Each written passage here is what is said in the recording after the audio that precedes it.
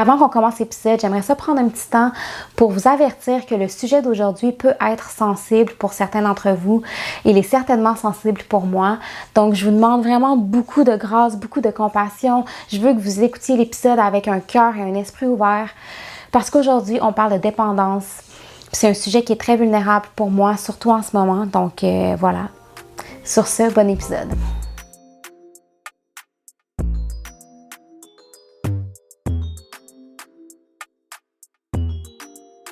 Bienvenue à un autre épisode de Chosen, le podcast. Je suis Madé, votre animatrice.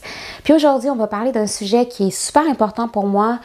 Quand j'ai commencé le podcast, je savais que j'allais faire un épisode là-dessus, mais je pensais pas le faire de si tôt, si je peux être bien honnête, parce que je savais pas si j'étais prête à ouvrir cette partie-là de ma vie, cette partie-là de moi, parce qu'en commençant le podcast, il y a une chose qui était certaine, c'est que je voulais être un livre ouvert, je voulais être honnête, parce que pour moi, je pense que d'être transparente, c'est vraiment ça qui peut inspirer et aider les gens à faire leur propre cheminement, leur propre guérison, à se choisir davantage. Je pense qu'en partageant vraiment mon expérience pour vrai, ça donne un peu d'espoir de se dire, OK, tu sais, s'il y en a d'autres qui ont été capables, moi aussi. Donc, c'est super important pour moi de parler de ça, puis de parler de ça aujourd'hui parce que, en fait, ce qui est arrivé, c'est que hier, j'ai reçu une mauvaise nouvelle, une nouvelle qui est vraiment triste, que quelqu'un qui est très cher pour moi, quelqu'un pour qui j'ai énormément d'amour, est décédé plus tôt ce mois-ci, a perdu sa bataille contre la dépendance.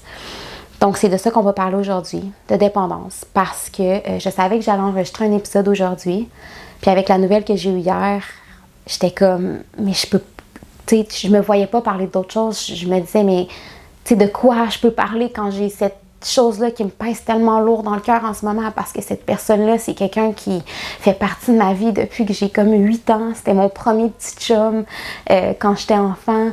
Puis après ça, on a développé comme tellement une belle amitié à travers les années. Puis on a eu genre une espèce d'histoire d'amour qui a duré plus de 20 ans, comme on and off, là, si on veut. Mais tu sais, c'est vraiment quelqu'un... c'est quelqu'un que j'ai aimé tellement. Puis tu sais, à travers les années, moi, j'ai déménagé de la ville où j'ai grandi. Mais on était toujours en contact, puis des fois on se perdait de vue, mais on savait qu'on allait se revoir, puis on savait qu'on allait se retrouver. Puis à chaque fois que je retournais dans la ville où j'ai grandi, si les deux on était célibataires, on allait en date, puis on vivait nos moments de passion. Puis il me disait souvent, tu sais, un jour, là, je vais me mettre sur le droit chemin, puis je vais te marier. Puis c'était tellement une belle âme, puis une belle personne, mais il a fait des mauvais choix, puis c'était un papa. Fait que là, il y a une petite fille qui a perdu son père à cause de ça, puis c'est comme... J'ai de la misère en ce moment à accepter le fait que cette personne-là est partie, puis que je la reverrai jamais. Puis on s'est comme perdu de vue dans les 2 dernières années, parce qu'on a eu comme eu un petit froid, puis j'étais comme fâchée, puis il m'a écrit pour s'excuser, puis j'ai pas répondu, parce que j'étais comme... Je suis fâchée, je te verrai quand je te verrai. Puis il est plus là. Fait que l'épisode d'aujourd'hui, il est pour lui, il est en son honneur. Puis il est en honneur de toutes les personnes qui ont perdu quelqu'un à cause de la dépendance ou toutes les personnes en ce moment qui essayent de vaincre une dépendance. Fait qu'aujourd'hui, je vous demande d'avoir beaucoup d'ouverture d'esprit, d'avoir le cœur ouvert, puis d'être super patient avec moi parce que, comme vous voyez ou comme vous entendez peut-être, je suis très émotive aujourd'hui, je me sens beaucoup à fleur de peau, mais c'est important pour moi qu'on en parle parce que il faut que ça arrête. Il faut que les gens arrêtent de perdre leur vie ou de perdre un proche à cause des dépendances à des substances chimiques ou autres. C'est comme, ça me tue, ça me fait tellement mal au cœur. Puis je le sais qu'il y a une porte de sortie parce que j'ai vécu mon propre parcours avec la dépendance, puis je m'en suis sortie. Fait que je suis une preuve que c'est faisable, puis j'en ai eu beaucoup des dépendances, puis j'ai vraiment rushé pendant longtemps. Mais finalement, je m'en suis sortie, puis j'ai vaincu toutes mes dépendances. Fait que je suis ici pour vous dire que ça se peut de guérir, puis ça se peut de s'en sortir, mais il faut le vouloir, puis il faut se battre, puis c'est vraiment un choix à faire. Fait que je vais vous partager ça aujourd'hui dans l'espoir que ça vous inspire peut-être de commencer votre cheminement vers la guérison ou que ça vous donne peut-être des outils pour aider quelqu'un que vous connaissez qui a de la misère avec ça puis qui se bat contre une dépendance. Fait que je vais vous parler de mon parcours. Je le sais que le parcours vers guérir et vaincre une dépendance ou le parcours avec une dépendance en soi. Je sais que c'est très unique de personne en personne, ça va être différent de personne en personne. Ce qui va fonctionner pour une personne ne fonctionnera pas pour l'autre. Donc, c'est important de garder ça en tête. Moi, je vous partage ce que moi j'ai vécu, mais prenez ce qui applique à vous, puis prenez ce que vous voulez là-dedans. Puis, ça se peut que certaines des choses que je vous partage ne marchent pas pour vous, puis c'est correct. Donc, pour commencer, j'aimerais ça vraiment vous expliquer comme mon parcours dans la drogue a commencé comment, qu'est-ce qui m'a amené vers la drogue, puis on va commencer comme ça, puis on va progresser, une chose à la fois, OK? Alors, j'ai commencé à expérimenter avec les drogues quand j'étais au secondaire, quand j'étais adolescente. J'étais une adolescente qui avait beaucoup de colère à l'intérieur, j'avais beaucoup de peine à l'intérieur, j'avais beaucoup d'incompréhension. Si vous avez écouté les épisodes précédents, vous savez maintenant que je suis adoptée, que j'ai grandi dans une famille où on était 4 enfants adoptés. Donc, émotionnellement, il y avait beaucoup de chaos, on était 4 enfants qui avaient bien du bagage à l'intérieur, bien des émotions à gérer. Fait que ça a créé vraiment un environnement qui était difficile à naviguer. Donc, j'avais souvent beaucoup de la colère à l'intérieur. Puis aussi, j'avais beaucoup de questions sans réponse. Je me demandais, mais pourquoi j'ai été abandonnée? Pourquoi mes parents m'ont laissé partir? Si, ça. Puis quand t'es adolescent, tu sais pas vraiment quoi faire avec ce surplus d'émotions-là, avec toute cette espèce de rage à l'intérieur. Fait que j'avais pas d'outils. Fait que mes outils que j'ai trouvés, ça a été la drogue. C'est pas compliqué, là. J'avais juste envie de m'évader. J'avais juste envie de plus rien sentir. Je voulais plus ressentir tout ce que je ressentais qui était négatif. J'avais juste envie de flotter sur mon petit nuage puis de penser à autre chose. Fait que j'ai commencé avec le pot, le weed. Ça a été mon introduction au monde des drogues. Puis je fumais souvent. Je fumais le matin avant d'aller à l'école, je fumais à mon heure de dîner, je fumais après l'école. Fait que rapidement, le weed a commencé à faire partie de ma vie de façon très régulière, pratiquement tous les jours. Puis quand j'étais en secondaire 4, j'ai commencé à sortir avec un gars avec qui j'allais à l'école. Et lui, il vendait de la drogue. Il vendait surtout du pot, mais il vendait aussi autre chose. Donc, ça a été mon introduction aux drogues dures. Donc, il y avait souvent des pilules, genre du speed ou de l'ecstasy ou des choses comme ça, des champignons magiques, de la coke une fois de temps en temps. Fait que là, j'ai commencé à expérimenter avec ça. Puis là, je tripais parce que ça m'a amené tout un autre buzz. J'étais comme, oh my god, là, je ressens vraiment plus toute la merde que je ressentais d'habitude. Fait qu'on dirait que j'aimais ça, puis tu sais, on dirait que ça l'ajoutait à... Je me sentais cool, tu sais, j'étais comme une petite rebelle, puis on dirait que j'aimais ça, je m'identifiais beaucoup à mon rôle de rebelle. J'étais la fille qui faisait le party, j'étais la fille qui pouvait, tu sais, fumer des gros joints avec les boys, puis non, puis moi, j'étais game, puis tu sais, je m'identifiais à ça, puis dans le fond, c'était tellement nocif ce que je faisais, mais je sais pas, c'est devenu... Ça a comme fait partie de mon identité en étant adolescente, puis c'est comme resté collé à moi. Fait qu'après mon secondaire, éventuellement, ce copain-là et moi, on s'est séparés. Pas longtemps après, j'ai eu un autre copain qui, lui, était un peu dans le monde des drogues, mais tu sais, ça avait pas l'air si pire. Ça avait juste l'air d'être, une fois de temps en temps, quand on fait le party puis tout, c'est bien correct. Fait qu'encore là, tu sais, moi, je m'identifiais pas comme quelqu'un qui avait une dépendance. À ce point-là dans ma vie, je me disais non, moi je suis juste une party girl, puis genre ça fait partie de mes expériences de jeune adulte, puis je trippe, puis c'est bien correct, je vais sortir de cette phase-là à un moment donné, puis tu sais, moi je voyais pas de problème à ça, du tout. Puis là, ce qui est arrivé, c'est que le nouveau copain que j'avais et moi, ça faisait à peu près, mettons, 1 an et quelques qu'on était ensemble. Puis moi, je voulais toujours partir de la ville où j'ai grandi. J'ai grandi à Québec, je voulais toujours partir de Québec. Puis j'avais des rêves de devenir actrice. J'étais comme, moi, je veux devenir actrice, puis je veux devenir actrice dans un milieu anglophone. Je veux éventuellement être à Hollywood. Puis bon, on va entrer dans le sujet de pourquoi je pouvais pas aller à Hollywood dans ce temps-là de ma vie à un autre épisode. Fait que là, je me disais, il faut que j'aille dans une province anglophone du Canada. Donc, je me suis dit, je vais déménager à Toronto. Mon copain, dans ce temps-là, il voulait pas venir. Fait qu'on s'est dit, bon, on pourrait essayer de faire une relation à distance, etc., etc. Puis à ce moment-là, ben, on habitait ensemble.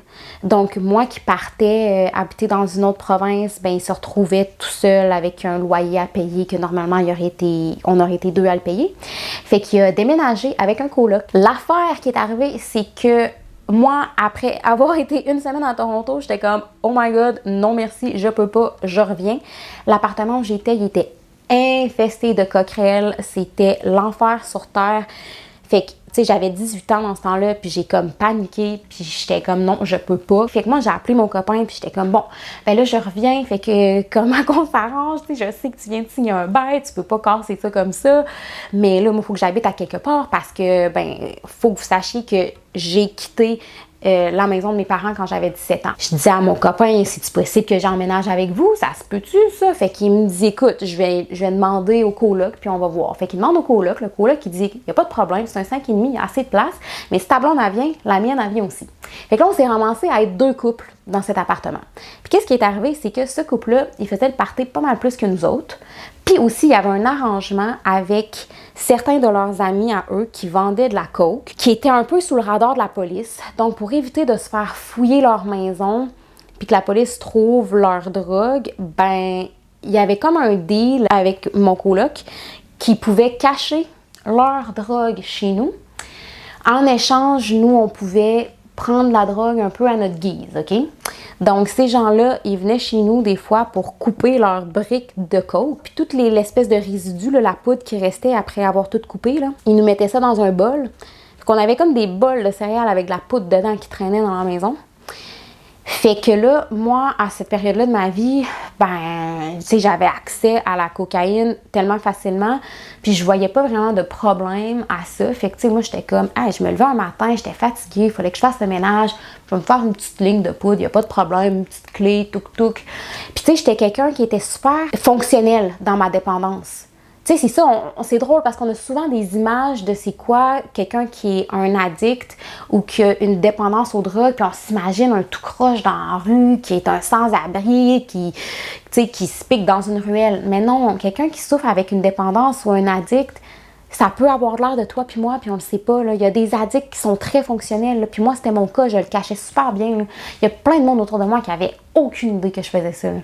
J'avais l'air bien normal sur la surface. Je m'arrangeais bien, j'avais l'air bien, je travaillais, j'avais mes jobs, je faisais ce que j'avais à faire. J'étais super ambitieuse. Fait que sur papier ou juste de vue de même, j'avais l'air bien normal. Là. Puis, tu sais, souvent, je me cachais pour faire ça aussi, c'est ça qui arrive. Mais, tu sais, quand t'es rendu que tu te fais de la poudre à 11h le matin, un mardi, en faisant ton ménage, clairement qu'il y a un problème.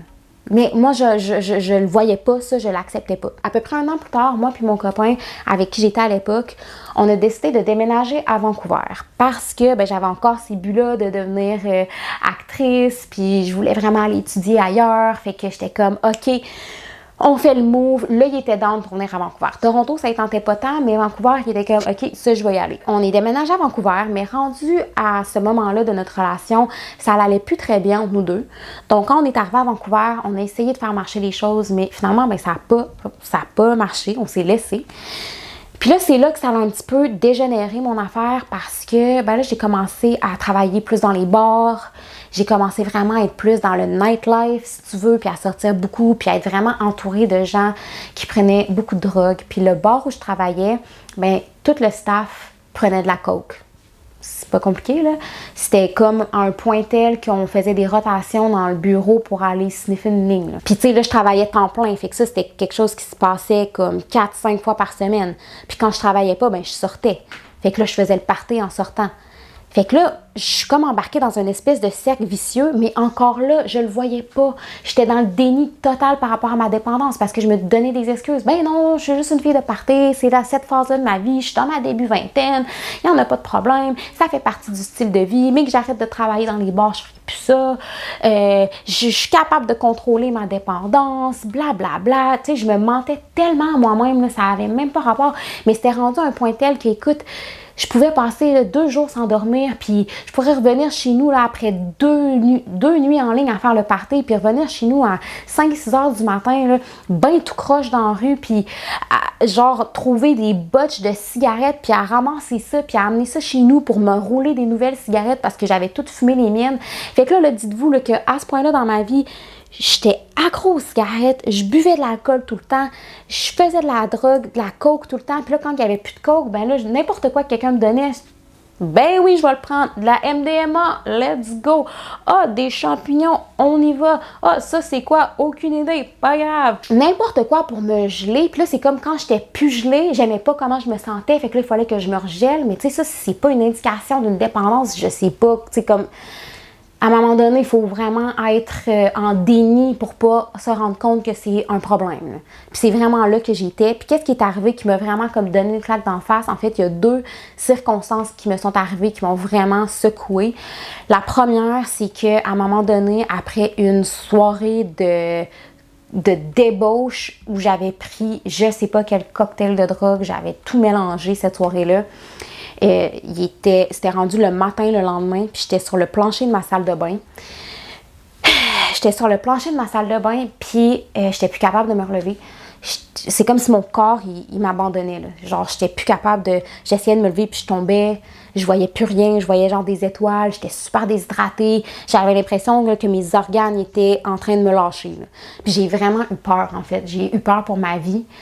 Fait que je me rappelle, je me suis comme glissée sur le plancher jusqu'à mon téléphone. J'ai appelé mon copain que j'avais dans ce temps-là, ma fréquentation. C'était pas vraiment mon copain. J'ai appelé ma fréquentation. J'ai dit, là, j'ai besoin de ton aide. Il faut que tu viennes me chercher en haut à mon appartement. Il faut que tu m'amènes à l'hôpital. Puis quand je suis arrivée à l'hôpital, ben, ils m'ont demandé ce que j'avais pris. Puis j'ai menti. J'ai dit que j'avais juste bu de l'alcool. Puis ils m'ont fait faire des prises de sang, puis ils m'ont mis des intraveineuses là, pour me donner du fluide, puis me réhydrater, parce que mon corps il était tellement déshydraté. Puis quand l'infirmière est revenue, elle me dit la liste de tout ce que j'avais dans le corps. Puis j'avais tellement honte, en fait. J'avais tellement honte. J'étais comme, oh my God, où j'en suis rendue? Là? Je suis rendue à l'hôpital avec des affaires dans mes veines pour me donner du fluide parce que, genre, mon corps, il est plus capable. Fait que ça m'a vraiment donné une claque d'en face. J'étais comme, hey, vraiment, là, ma fille, il va falloir que tu te calmes puis que tu arrêtes, là. Fait que ça a été mon premier moment. Puis ensuite, ce qui est arrivé, c'est que j'ai croisé dans la rue le copain avec qui j'avais déménagé. Ça faisait un bout qu'on s'avait pas vu. Ça faisait peut-être plus qu'1 an qu'on s'avait pas vu à ce moment-là. Puis il m'a vu, puis il m'a regardé, puis il m'a dit, My God, ça va-tu?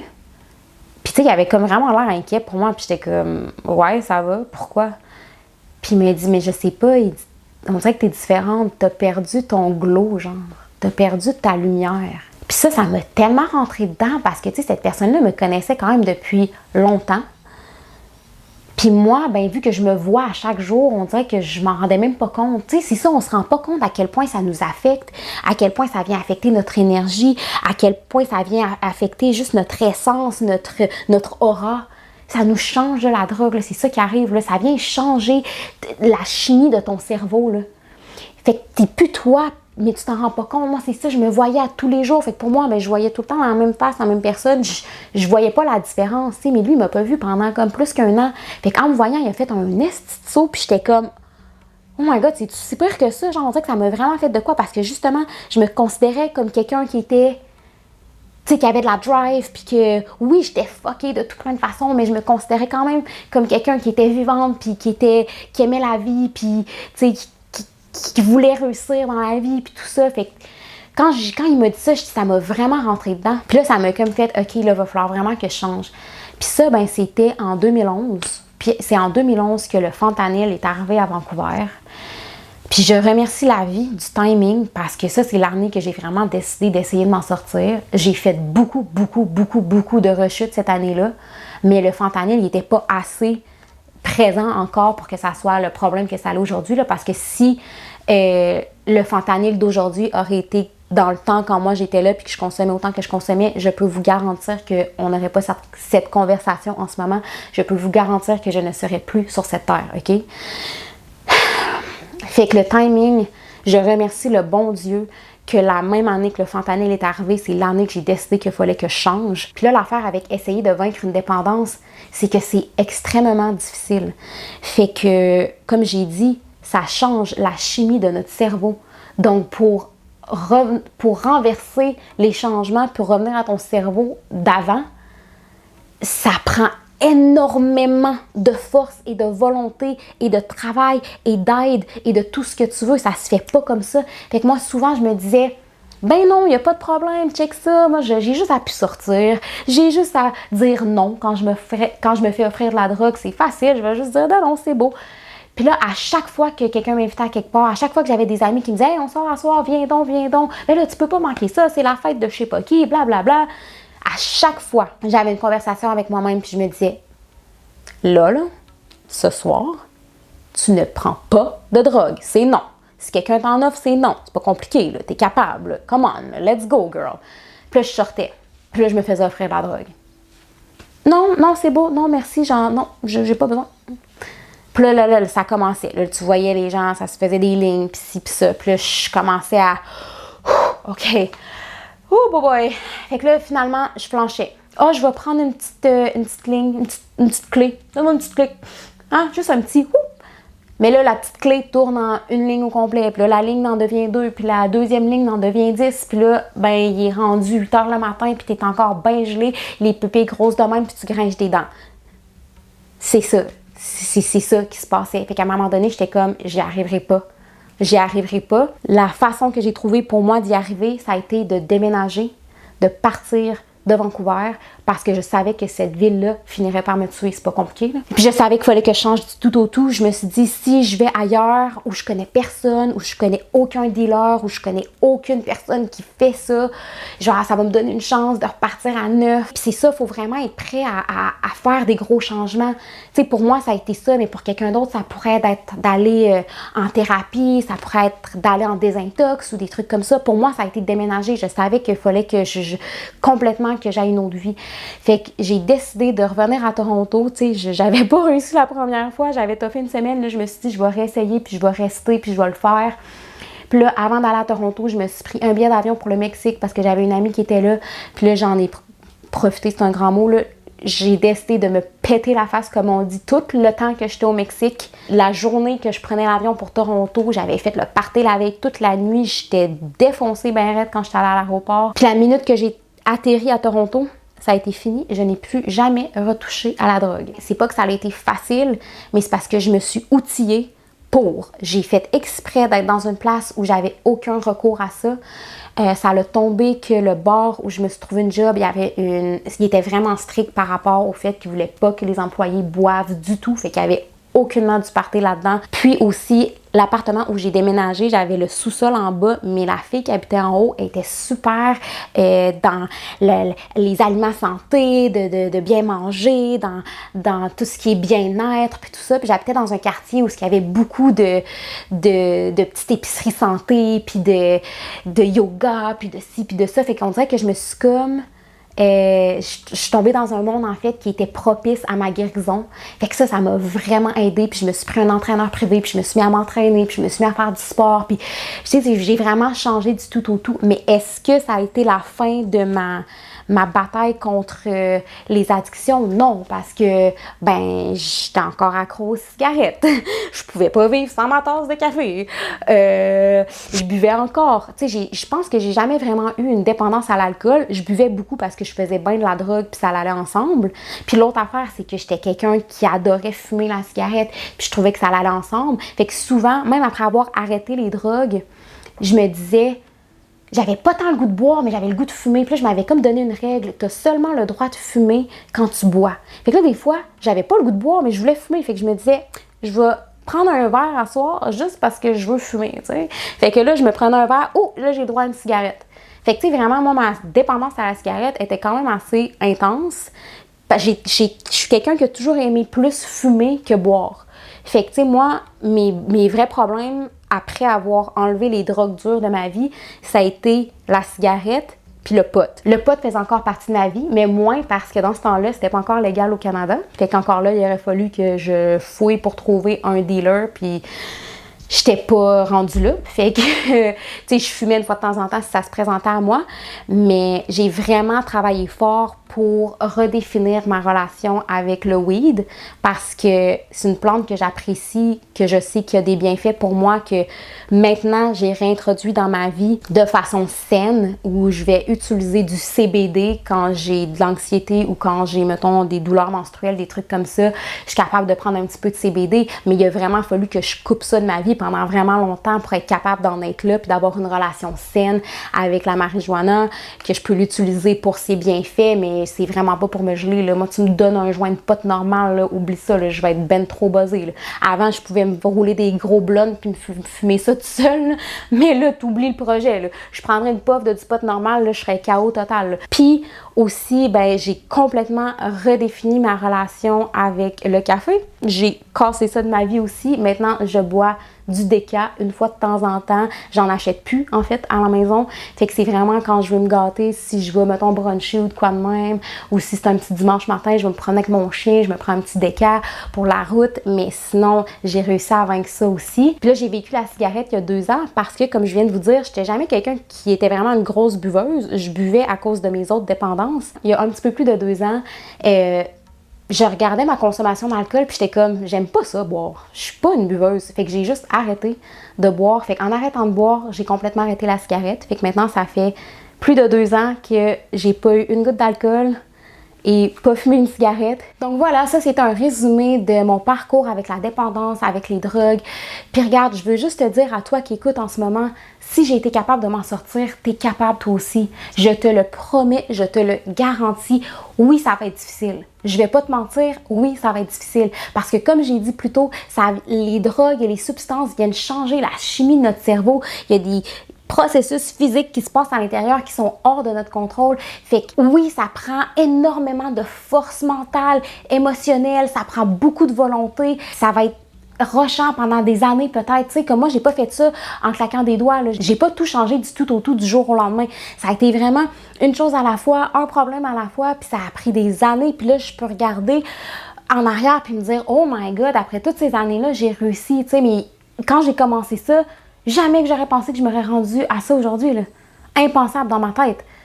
Mais écoute, j'ai mis un pied devant l'autre, puis un pied devant l'autre, puis je me suis pas inquiétée de toute la montagne que j'avais à monter, là. Je dis non, là, je vais commencer par faire le premier pas, puis on va y aller comme ça, tu sais. Mais je pense que justement, le premier pas, ben, c'est de s'avouer qu'on a une dépendance. Parce que moi, pendant longtemps, j'étais tellement dans le déni, là. Je me mettais la tête dans le sable par rapport à ça. Je me donnais plein d'excuses. Puis le moment que j'ai réalisé que j'avais une dépendance, c'est quand j'ai essayé d'arrêter. Fait que si tu soupçonnes que tu as peut-être une dépendance ou si des gens autour de toi soupçonnent que tu as peut-être une dépendance puis t'en parles, mais tu dis non, je suis pas dépendant, de quoi tu parles? Ben essaye d'arrêter la substance qui est néfaste pour toi dans ta vie, là, que tu te mens puis que tu te dis que c'est pas une dépendance, essaye de l'arrêter, voir. Puis si t'es capable d'arrêter, ben parfait, t'as pas de dépendance, c'est correct. Mais si t'es pas capable, ou si t'es en manque quand t'en as pas accès, ou si tu penses tout le temps à ça, ben là, ça va te donner une puce à l'oreille que oui, il y a peut-être un problème, là. Puis c'est le temps d'agir. Parce que c'est ça l'affaire, faut pas attendre, faut pas attendre que ça soit trop tard. Ça pardonne pas, ces substances-là, ils pardonnent pas. Puis, tu sais, je parle pas nécessairement juste des drogues dures, là, que ça soit la cigarette, un cancer des poumons, que ça soit l'alcool avec le foie, tu sais, je veux dire, c'est tellement néfaste pour nous. Les choses auxquelles on devient dépendant sont pas bonnes pour nous. Fait que c'est important.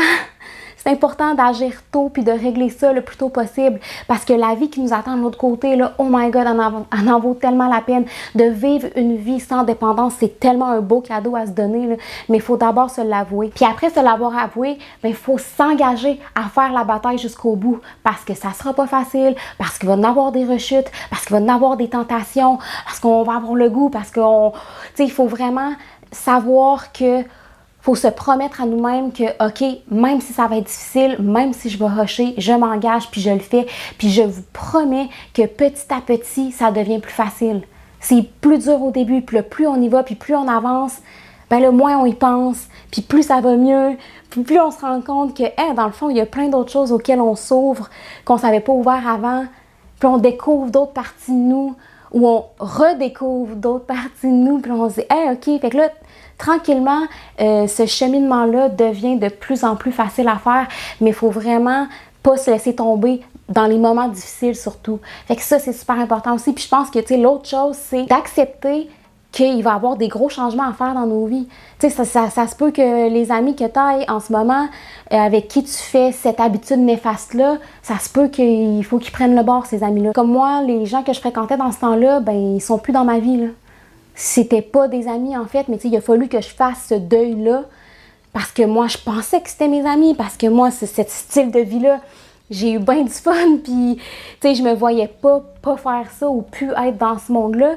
Fait que ça a été vraiment de faire mon deuil de ça, puis d'accepter ça, qu'il y allait avoir des gros changements dans ma vie.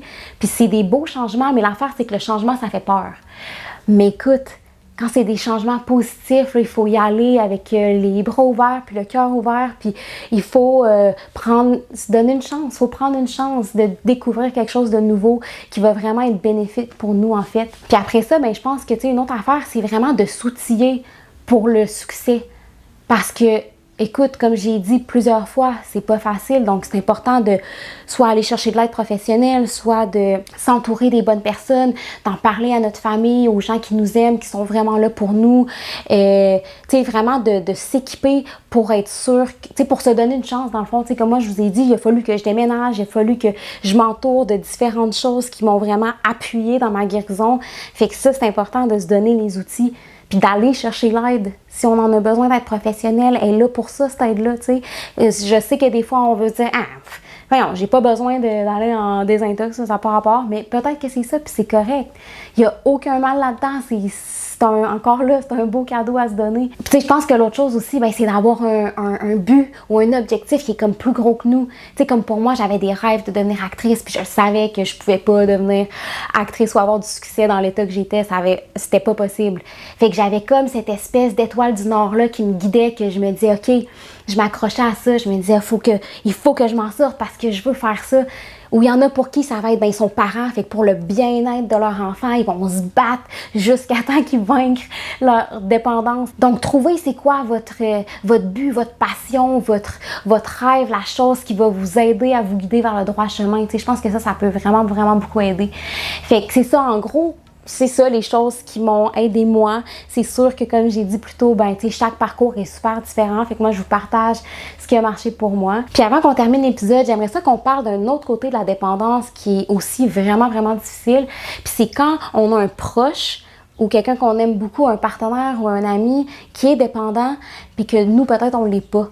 Puis qu'on veut vraiment aider cette personne-là. Ça, je l'ai vécu aussi, puis my God, si c'est quelque chose que tu traverses en ce moment, j'empathie tellement avec toi, puis je t'envoie tellement plein d'amour parce que je sais à quel point ça peut être difficile. Moi, j'avais quelqu'un dans ma famille qui était accro au crack pendant plusieurs années, puis ça m'a tellement brisé le cœur, ça m'a tellement affectée.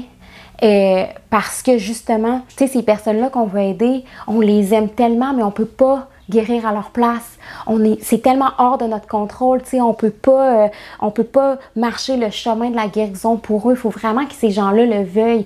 Puis moi, dans mon cas, ben cette personne-là, pendant longtemps, elle n'en voulait pas d'aide. Fait que c'était super difficile parce que moi, j'étais comme, oh my God, tu sais, j'aurais tout fait pour aider cette personne-là, mais tu sais, si la personne n'en veut pas s'aider, tu peux pas la forcer, là. Fait que moi, j'étais comme, OK, ben il a fallu que je décroche, tu sais, il a fallu que je prenne un peu mes distances, entre guillemets, parce que ça a commencé à être néfaste pour moi. Puis c'est ça qui arrive souvent, c'est que c'est néfaste pour les gens autour aussi, parce que c'est très difficile au plan émotionnel de voir quelqu'un que t'aimes, qui est en train de devenir une autre personne, puis de changer complètement à cause d'une substance.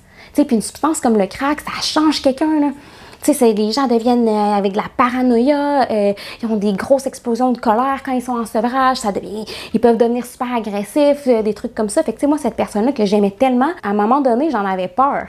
Tu sais, fait que c'est quand même intense de regarder quelqu'un pour qui t'as tellement d'amour. En même temps, ils te font peur à cause qu'ils sont plus eux-mêmes, ils sont comme partis, tu sais. Fait que je le sais à quel point c'est difficile, mais c'est ça, à un moment donné, il faut qu'on dise à ces personnes-là, écoute, à la minute que tu es prêt à t'aider, je vais être là. Il faut leur rappeler qu'on les abandonne pas, mais qu'il faut qu'on se protège, puis il faut qu'on prenne soin de nous avant. Puis ça, c'est super important aussi, c'est que si tu as quelqu'un dans ta famille ou dans ta vie qui a de la difficulté avec une dépendance, bien, avant de les aider, il faut que tu t'assures que tu t'aides toi. Fait que si toi, tu as des problèmes à régler ou des dépendances à toi, ben il faut que tu règles ça avant. Comme ça, tu peux montrer l'exemple. Comme ça, la personne que tu veux aider, elle peut te regarder et te dire « Hein, tu l'as fait!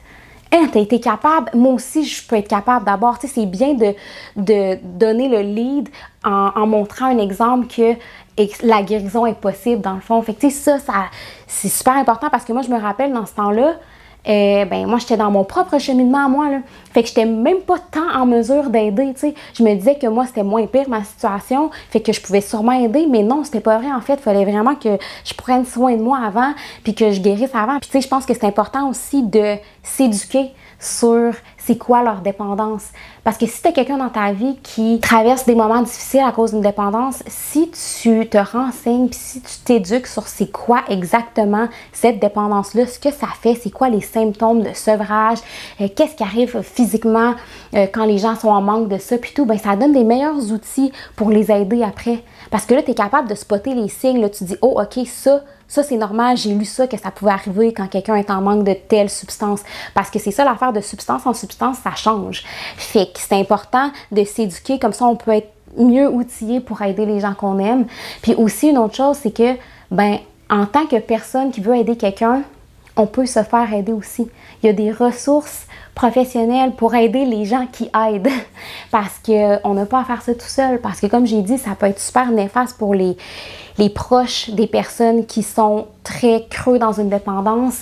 C'est vraiment pas facile pour le moral. C'est vraiment pas facile au plan émotionnel. Fait que c'est important de, même si on veut être là pour quelqu'un, d'avoir quelqu'un qui est là pour nous aussi, tu sais. Donc, je voulais qu'on parle de ça avant qu'on termine l'épisode parce que je le sais à quel point ça peut être difficile d'avoir un proche qui est pris dans une dépendance.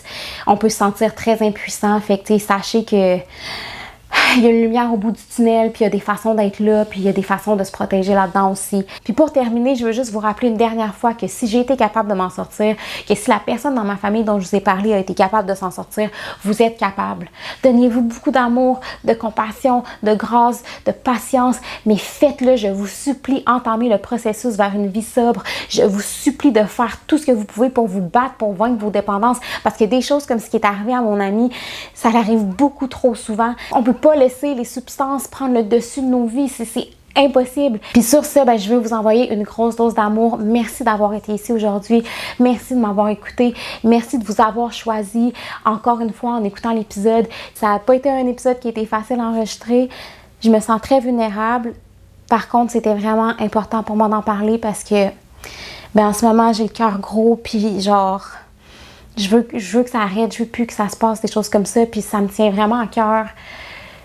Puis je me suis dit, écoute, si ça peut aider une personne, ça va en avoir valu la peine. Alors voilà. Et puis je vous invite, si vous avez envie, de partager vos témoignages dans les commentaires, puis de partager les choses qui vous ont aidé, si j'ai oublié des choses. Parce que je pense que c'est important de s'appuyer là-dedans, puis de s'entraider, parce qu'il y en a des gens qui souffrent tout seuls, il y en a des gens qui souffrent en silence. Fait que voilà, sur ce, je vous aime gros comme le monde. Merci beaucoup. Puis on se voit super bientôt pour un autre épisode de Chosen, le podcast. Mouah.